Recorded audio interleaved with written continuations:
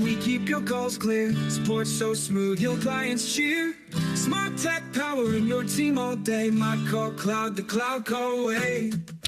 Welcome to the MyCallCloud Podcast. And today we have Raymond Stover and Noah Cease in the hot seats today. Raymond. Howdy, howdy. Happy Tuesday. Yeah.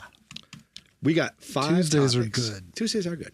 Yeah. So, yeah, we were just talking about what's hot in telecom and call centers in North America. And so, let's just touch on those. We've been talking about some recent news and just common conversational topics. But in terms of what's moving within the call center space here in North America, 2025, Q4. So the first item here, AI-driven automation and conversational AI. It's no longer emerging, right? I had just mentioned my wife Sandra had a phone call yesterday that it was an appointment setting AI agent that managed the call from cradle to grave. Yeah. And she recognized it was AI and she was good with it. And it did a good job. She was happy. She was completely satisfied. And so there it is, like on record in our home, there was a full AI call, no human agent. And it is in play right now. AI is in the contact center, period. Yeah. Well, it used to be the realm of the Fortune 500, Fortune 100, then 500, 1,000. Well, that phone call yesterday was for an SMB organization. That was not a Fortune 500. Yeah. So run this scenario through me. You have an AI, you can replace a human being that's taking your appointments inbound. Even if you contract that inbound call out, there's still higher cost there than an AI agent. Absolutely. Right? AI agent under $2 an hour, right. Offshore $5 an hour maybe, if you're lucky. Yeah. And you also onshore, have overhead. $22.50 an hour for an inbound call center appointment human being, right? So it's, what is that, $2 an hour to $22 an hour? $20 an hour savings over a period of a year? I mean, come on. You're going to use AI all day. It's a no-brainer. And you don't have to worry about staffing because the AI doesn't get sick. Its car doesn't break down. It is always on 24 hours a day, 365 days a year. It is in a good mood. It is happy to be there and assisting in doing its job. Yeah. Yeah. And it works. Yeah. It's working. And the trend we see there is the AI is going to be taking more of these frontline jobs where it's a repetitive task and it's a known task. And humans are going to be needed. I mean, the human agents are not going to completely disappear. But listen, the AI is never going to make a shirt like that or like this, right? So we have some unique perspective, right? We do. We do. Anyway. I would argue, though, I could use AI. I could design a shirt. I could build a Shopify shirt site. Are you going to take me through the whole scenario where an AI is going to design the shirt for you and sell it? You can, and help me build the website. Yeah. You can spin up a Shopify and, AI Merch could make coming it happen. soon. Merch coming soon for MyCallCloud. But, conceivably, we could do it within 72, 96 hours. We could, potentially less. But probably a day. Probably a day. Yeah, if we were really in that realm. On focus in. Mm-hmm. Yeah, we got to break some new ground with AI to help us, overcome some hurdles. I mean, I kind of like that as just a like a test. Could you spin up a project or a product or a new service offering within a day? Have it built, have the product offering available, have fulfillment available, shipping, right, and all of that. And I think, some of these crazy trends on Instagram and YouTube have these people, right? And they're like, hey, join our group, pay us to learn how to do this, right? Mm-hmm. And some people do it. Some people make it happen. Oh, yeah. Right? People are spinning up businesses and websites in a day using AI. Yeah. It is happening. It's happening. I say 72, 96 hours. I want to give myself some grace to make it good and, get have through mistakes. Yeah, jump through the hoops. Yeah, exactly. So absolutely, AI-driven automation is happening in the call center space. It says it's embedded in 98% of the contact center as well. I don't know about that. That seems like a stretch. That is a stretch. And this is Grok, so Thanks, Grok, for being truthful everywhere else except here. Well, and it's probably looking at, whatever it's, the data that it has available to us, probably the larger call centers and not so much the SMB crowd that we're often working with. Right. Exactly.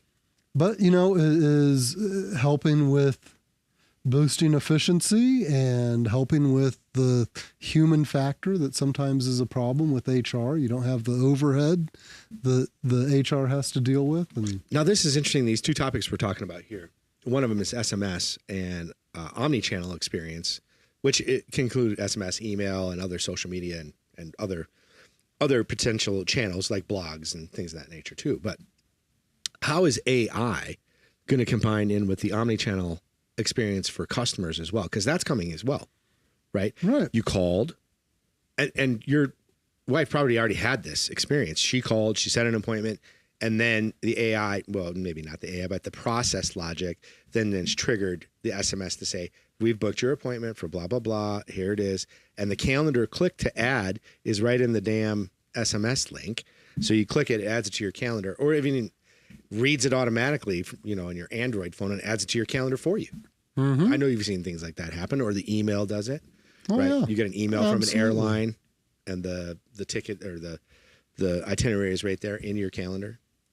Yeah. Well, you have these AI agents that, you give them a dedicated task and you just stack them up and you set forth the rules, and that omni-channel seamless solution is right there at your fingertips because you know who the client is, you know what the needs are. You've already established your rules.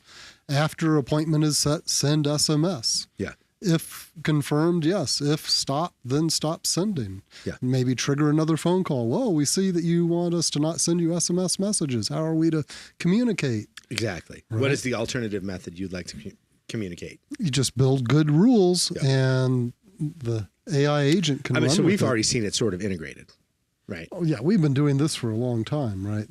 Set a rule forth that, if no answer, send an SMS. If appointment is due within 48 hours, send, a phone call between the hours of 8 and 5 p.m. And that's just process flow and logic. Mm-hmm. Right. That's all that stuff is. Yeah. But we do have folks that are using AI at MyCallCloud today. And we've talked about this before, but it's an important topic because, as Raymond and I discussed earlier, AI is going to take over the world. So we know that in every aspect, in every industry, in every possible repetitive task, and including our customers. Yeah. They've added it as well. And then, of course, we're going to link it into omnichannel seamless experiences as well, which we've done too, and it's part of process flow.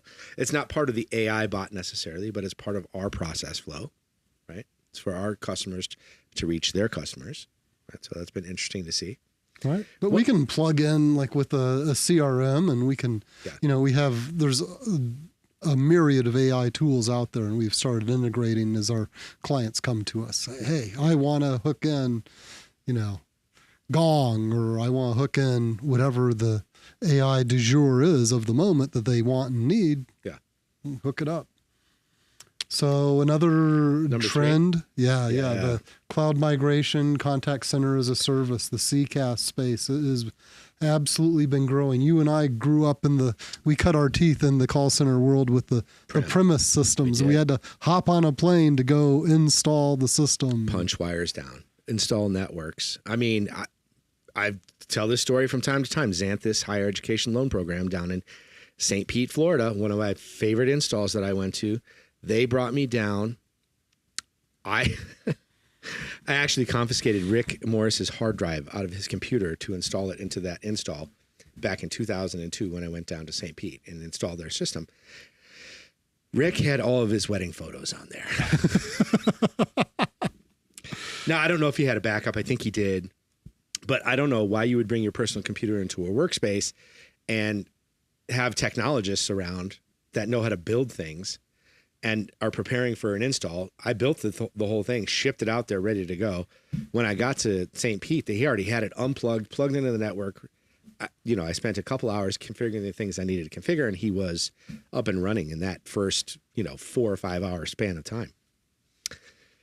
And then they grew out of that space because they only had 8 agents. And it was a weird old building in St. Pete, like a second floor of a warehouse. It's like a shop office combo scenario. Warehouse out back. Yeah, exactly. And then the call center was upstairs. And about a year and a half later, they call me back and they buy another system from Connie. Connie Anderson sells them another one, 125 seats this time, not just 8. And they say, Noah is required. We will not take in another installer, just Noah. That's it. So I go out there. I go out there a couple days early because they've installed their network, but they haven't plugged anything in, no switches, just the wiring. Just the wiring has been set up for their cubes and all that. So I get their switches bundled together. I get their networking equipment ready to go. I get their internet working and functioning. I got their firewall turned on and some basic rules set. And then I install their call center, suite, and we're off and running. That was the first customer that I installed by myself at TouchStart. Was Xanthus Higher Education Loan Program. And it wasn't called that to start with, but they migrated into that. And one of the owners ended up coming to my wedding, and, we've maintained in touch for years. We were at a trip in Destin, Florida, 7-8 years ago, and he stopped by for, 5-6 hours to visit and enjoy some time. So it was pretty cool, man. It was that experience in the technology space, on-prem, punching wires down, plugging in networking equipment. It was crucial to learn for us. But so quickly, we migrated out of that on-premise situation, right? That's right. Onto hosted, which nobody wanted to sell at all, except for me. I was like, I'll sell that. That sounds awesome. I can close deals and you can install them in the next couple days, and then I can get paid I can build my commission sheet, right? Yeah, sign you up. Sign me up. That's a no-brainer. Yeah. Even Chris Repo laughed at me. He was like, dude, you're not going to make no money. I was like, what do you mean I'm not going to make any money? He's like, those hosted systems are, they're $125, $150 a month. And I was like, and? We get a couple thousand seats on that, man. It's not too bad. It's not too bad. Well, and also the owner of that company doesn't have to have all the overhead. They don't have to have a server room. They don't have the servers. They don't have to have the overhead that comes with it. The room has to be cool. It's down in Florida, so you have to keep the AC down. The AC has to always be on, and you have to have a staff of administrators to keep the servers healthy and running. And if anything goes down, that's sort of the argument for becoming a CCaaS is, let the service provider manage that headache. Yeah. And, that's the beauty. I mean, we've said it for years. Just have your agents log in, they can start dialing. Yeah. And that's been really nice too from us. It's interesting. I in some ways I miss the travel that comes with the premise system. Sometimes that was fun, right? Right. Well, we were young and you travel and get to interact with different people. Go to the beach. That's right. Yeah. Go to weird towns in Oregon. Go to the Dolly Museum. Yeah. And up in Oregon, there's Washington. There was the falls. I remember I had the weekend. By Sean Schersted's place. Yeah. And I went and hiked those. Yeah. Those falls. I mean, I never even knew about them. I said, okay, I'll do that. And then of course I see them on the news. I see them in, videos and images and or whatever the falls were. I don't know where they were. I don't remember their name, but I could go find them pretty quick. I know. Yeah. So that was a fun part of the story, of the puzzle, of getting there, finding the hardware, if it even arrived intact. That was the worst. That was the worst. The worst part was getting the stuff there, right? Mm-hmm. And it being the right stuff, right? Undamaged. You're there on site and you have to turn it up. And if it's not the right system, undamaged, right. I know. And eventually we build that internally. I sort of pushed that initiative internally in TouchStart and said, we're going to build these here. We're going to stop building them in SNK. We're not doing that. Because when we pre-install, and Shad was a big proponent for this too, get it installed before we ship it. Mm-hmm. Take the cards out, put the cards in a different box, and make sure the interface cards for the telecom network are not damaged. Because if you ship it in the server, they would jostle out and tweak and stuff. Yeah. So make sure those are in a different box, make sure the server box is there, and then we would package it all together, OS install, run all of our stuff, then slap the cards in when we get there and go. And that was way easier. Our installer, at that point, I was not on the road anymore. I was sales engineering with Keith, mostly Keith, but also other engineers, other salespeople too, but mostly Keith. Hi, Keith Bennett. Love you. Anyway, so I would make sure that our servers, there was kind of a dual role I kind of created for myself until Karen created a process for Alex and I can't remember her name, Sarah, and they would build, right? They would build, install, and ship. And that's what they did. And that saved us a ton of time. And that's really what I was going for in the hosted realm is our customers save time so much, not waiting for the server, not having something connect to Telecom, none of that. That's right. Log in, here's your website, and go. And if you need to scale up, easy. It's a phone call. It's immediately available. Or not even a phone call. Just I need to add another user. They add another user, and they go. Oh yeah, no, absolutely. I'm thinking, just in terms of, we're going to scale up to 108. Okay, that phone call, puts the wheel in motion, and we're ready for you in a, short order. Yeah, sometimes in the same day. Not typically, but sometimes. Yeah, sometimes they'll have it. You'll have a handoff Friday morning. We love your Fridays. Right? You love Fridays. And then, by Friday afternoon, that system's ready to go. Maybe they're small and their requirements are easy. Right. But we have them up and going Monday, Tuesday. They're up and smiling and dialing. Yeah, exactly. So, and then also the cost savings portion of it. So I did this spreadsheet when I started selling dial on demand. Is what we called it, a TouchStar, right? The hosted platform. And one of the components was the savings for Telecom on site. There was no, it wasn't even playing field because we can include all the Telecom at a reduced rate, at a wholesale rate out of our colo in Denver, and then offer, of course, the services for screen pop and script integration and all of that. And it was cheaper than on-prem. And first of all, the on-prem guys did not want me to say that, right? There was a rule there, and this was a big fight. If it was more than 24 seats, it needed to be on-prem. Remember that? Yep, I sure do. And I was like, that's garbage. Because why can't we service more than 24 seats and host it? And we did. We did. Easily. And the reason why I knew this was going to work is because I was on a site in Guyana, South America, crossing the Berbice River, working for the Uncle Ben's rice guy. Right, his call center. And we were doing voice over IP from Florida over satellite to that call center, over fiber on the ocean, under the ocean, and it worked. And it was working. I was like, how is this working? How is the equipment in Florida communicating fast enough with the people in Guyana? And I was like, we can do this. We can just do this as a hosted platform. We don't have to go anywhere. Yeah, that fiber for that run from Guyana to Florida, that was expensive. But it was fast. Yeah, but it was fast. But having the system in Guyana was not effective for Telecom, right? So once we figured out those pieces, where does the system need to be? By the Telecom, right? So that it can make phone calls quickly. As long as that exists, then the agent side of it, which is the least amount of effort compared to the whole system, right, is the agent side. All the hard stuff is the dialing and the reporting and all that stuff, right? The agent stuff is one channel, right, voice and data, and 8K of data. So 64K of voice, 8K of data pops back and forth. Those are easy, right? And then also brought me to St. Vincent and the Grenadines. Same thing. We did it over satellite there, and I was like, we can do this as a company.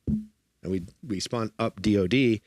I mean, I was not part of the initiative because they pushed me out of that initiative, but that it was obvious to me that we could do this. So it saves money, immediately available, saves time.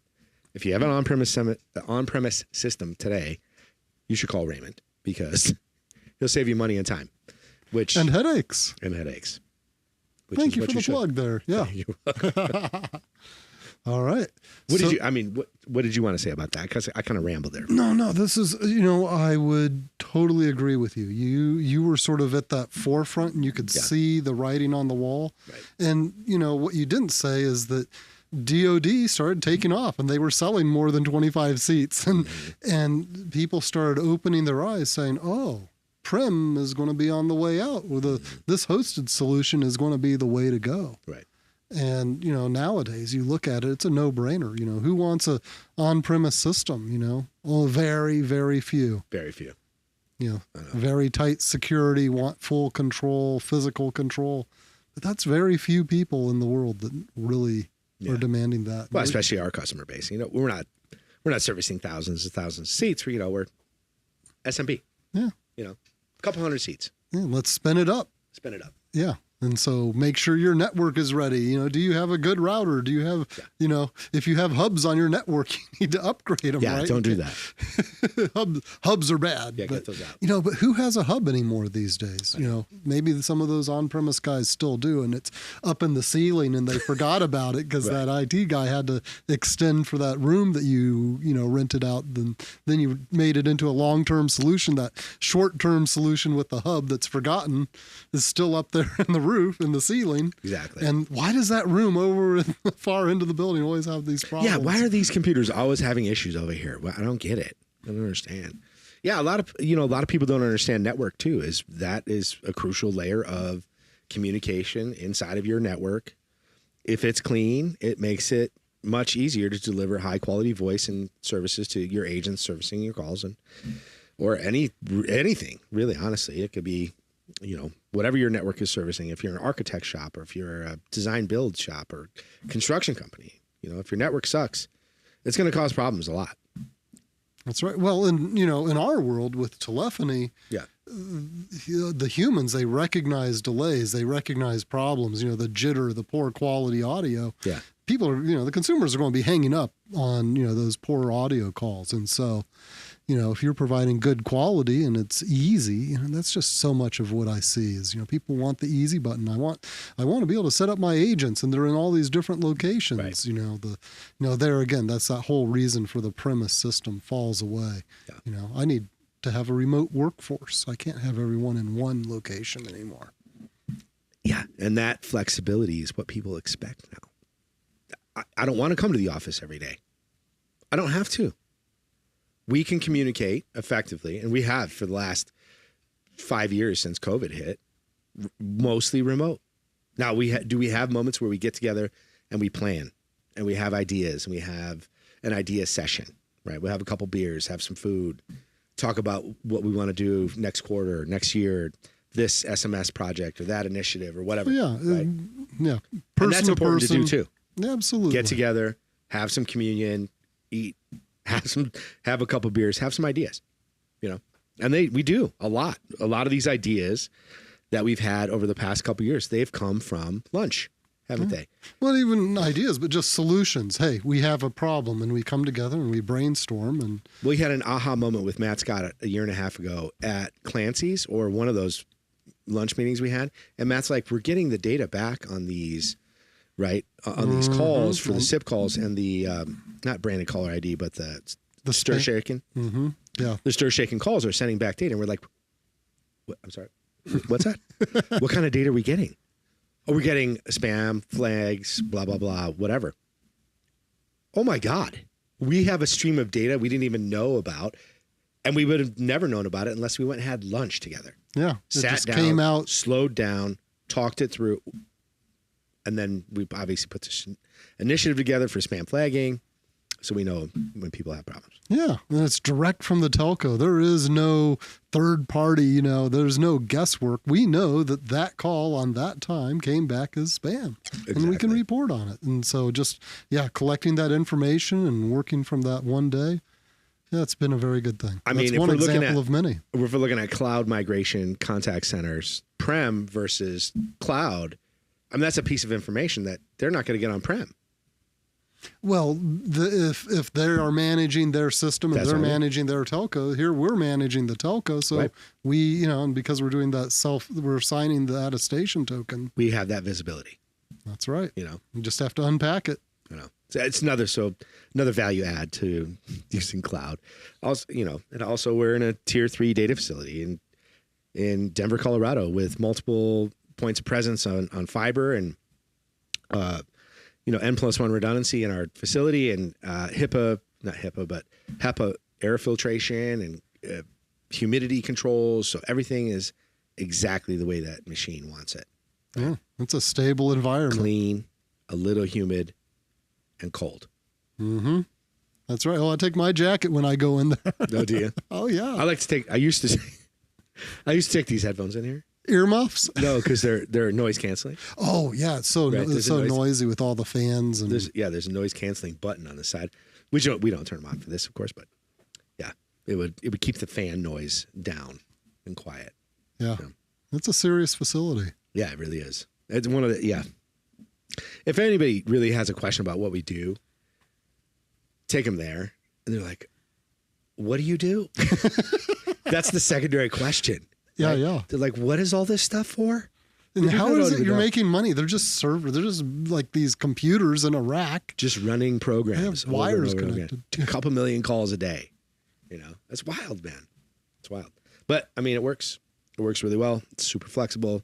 We have 24/7 access to it. We also have hands-on access at any time. We need a technician to go push a button, pull a drive, turn a thing on, turn a thing off, check a thing, whatever, right? They're very all day, 24/7, multiple people, and they've been great. Iron Mountain, it was Fortress to start with, and now it's Iron Mountain Data Center. They've been fantastic. I thought the transition was going to really limit our services or our value, but it didn't. They migrated a little bit away from certain monitoring systems they were doing, but they actually kept a lot of the process and procedure in that facility, which is why that facility works so well. It's because the process and procedures were there. Yeah. Yeah. From my one experience here at this Iron Mountain, that's like, somebody says, should I choose between this facility or Iron Mountain? Yeah. That's a no-brainer for me. Yeah, me too. Very well-run organization. Oh, no. Or what else we got? Agent experience and retention? Yeah. So AI is absolutely, it's one of the big, you and I have heard this through the years, right? Well, what are the core headaches of the owners of these call centers? Yeah. And one of them is the churn of employees and the reliability of employees. Once you do get them in and you get them trained, if you don't churn them, how do you get them to have consistency, and how are they, communicating your message as a business? Are they, staying in the lane? Are they over-promising? Are they under-promising? Are they miscommunicating? And AI is coming in multiple angles to help out with that, to help solve that problem. AI is doing a very good job when applied appropriately, with the training regime, right? You get pseudo calls, so the agents get familiar. They get that hands-on experience, and they get to practice talking where there's no, like we were talking the other day, how the talking to the LLM, the AI doesn't have, what was the word you had used? It doesn't have bias. It's not worried about people. Agents feel like, well, it's just an AI. I can say anything. I can mess up. It's not going to judge me. It will judge you, but it's helping you learn. And so that it's helping the agents walk through that learning process, and it's jump starting it. It's much more efficient to have the AI agent work with an AI agent to work through those initial 10, 20 calls, so they get calls under their belt, as opposed to like a one-on-one monitor, tutor, mentor, a human to help guide them through, or send them to the wolves and send them onto the dialer. Then they're learning by experience with live customers and ruining leads and potentially impacting negatively the company, the impression that people have of that company. Right. Yeah. And so that's just one example of, helping train up the agents. AI is also monitoring the agents, and with the right platform, right, it can give agents feedback. Said, hey, you are performing low in this area. Your coworkers are performing high. The way that you can solve this is, and the AI is giving these agents. That analytic is important. And how do you change if you don't have any feedback, right?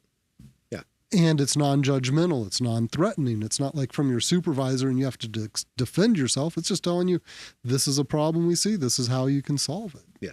And there's also other tools that are being used in AI. A common one is the sidebar, the sidecar, to help guide the agent through the call. Mm-hmm. Oh, you forgot the mini Miranda. Say the mini Miranda. And then once it's been said, you get the green check mark star or whatever, and that falls away. And then it starts looking for the next things to help guide the agents with. So, and if there's problems with training or retention, the AI is helping become, like it says here on the screen, becoming a best friend for agents. There's not sometimes there's personnel issues, and the supervisors are pulled in multiple directions, and they've seen agents come and go, and they can be burnt out. Listen, man, I'll just call it out. I was at a job. I was at Home Advisor, which was Service Magic at the time when I joined it. Well, I was actually just converted over to Home Advisor. And there were people doing coke in the stairwells, Yeah. I mean, that's a human problem that totally gets removed when you don't have the humans there, right, in the stairwells. Yeah. No. I mean, sorry, agents. We're going to take your cocaine and stairwells away. Our bad. Maybe it's okay. I think that's okay. Well, you keep the good agents. You keep the ones that are performing. You keep the ones that aren't causing problems. Right. But what if you have a bad problem with one of the AI agents? That's what I want to know. What if they go off the rail and just SMS everybody in your contact list, and you're like, hey, I got to fire you now. And the AI is like, don't you dare. I will corrupt everything you have.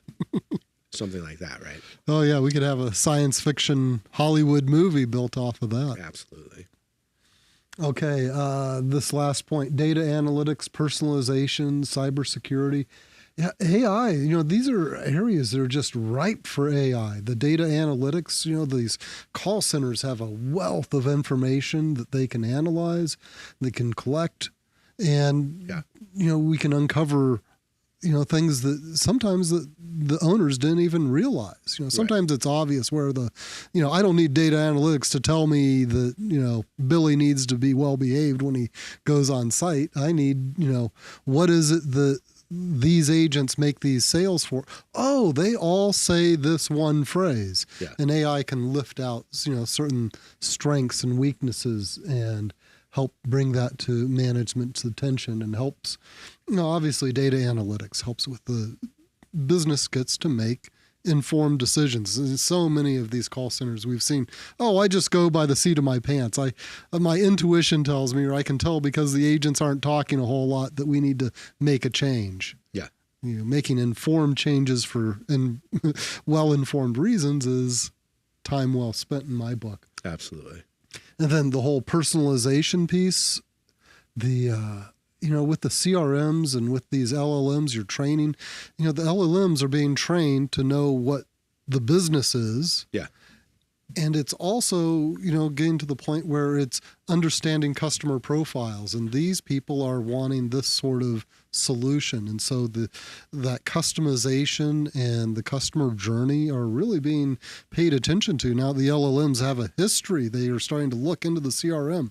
What's the call history with this person? Oh, they typically have this. And so they can route the call appropriately. They can announce the call appropriately. They can, help manage the call. This is a high problem client, right? They call in a lot. These are all the issues. They talk to this team typically. They talk to Bob on this team typically. Route it to Bob. And give Bob a summary. Yeah. And Bob, what's been happening. They're calling again. Right. Here is the last 12 things you worked with them last quarter on. Whatever. Yeah. They just had a service call. Yeah. And so then also with cybersecurity, there's so much going on there, but the AI can monitor what's happening in the call center. You know who showed up at the office yesterday? Peter Holcomb. And Peter Holcomb is Optimal IO. He's one of our mail-only customers at our office. Okay. Right? And he is in security, right? This is his core. He's in cybersecurity. Oh, okay. That's what he does. And he just got back from a show in Miami. And Peter is interested in doing our podcast for MyCallCloud. Oh, very cool. So we're going to get him on as a guest. I told him we'll have this thing up and running probably by Christmas. So hopefully we get Peter on there. We break down a whole bunch of cybersecurity, lanes that he's working in. I'm really interested to see if, VLANs are important, like what sort of network infrastructure is important on his layers that he's looking at, or if it's just process and procedure, because there's a lot of that too. Oh yeah, it's got to be a combination of both. But. Yeah, absolutely. It's a multifaceted, because the cyber criminals are not just coming in through the front door every day.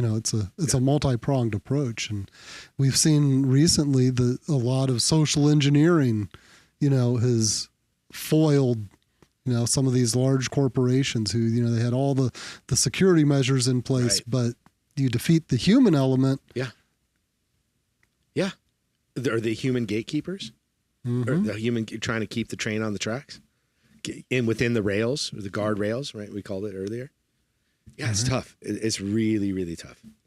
It's tough. And then, how sophisticated I am, and I got hacked last summer, and my bank account information, it caused a whole mess for like 45 days. It was rough. And I'm very particular. Non-standard port, password not simple. Not using the same password across multiple systems. Non-standard port for RDP access into my home office. Just wild. And so as careful as I am, I'd be interested to see what Peter has to say about some of the procedures that he's bringing to the table. It might be interesting just to talk to him as a service provider too, just to review our network, offer suggestions. What should we be doing quarterly in audits? What should we be, doing those types of things? And we obviously monitor our stuff all day, every day, 24/7. But, there are things that we can always be doing better. Right. And what trends are we not aware of? We know some of them, but we're not living and breathing cybersecurity. We're living and breathing call centers and telecom. Right. Yeah, exactly. Well, that's good, Ray. You have any other topics you want to cover today on this short one? I would just say open up the floor to the audience. What would people like to hear? Oh, I love this. Right? Do it again. AI, we're going to pick this up. Go. What questions would our client base and the watchers, what would they like to hear? What are the unanswered questions in the call center space and that you're looking for? How can we... Yeah, we'd like to take a list of questions, start sending us mail. We'll read the mail on the air. Yeah. And we'll answer it live. Exactly.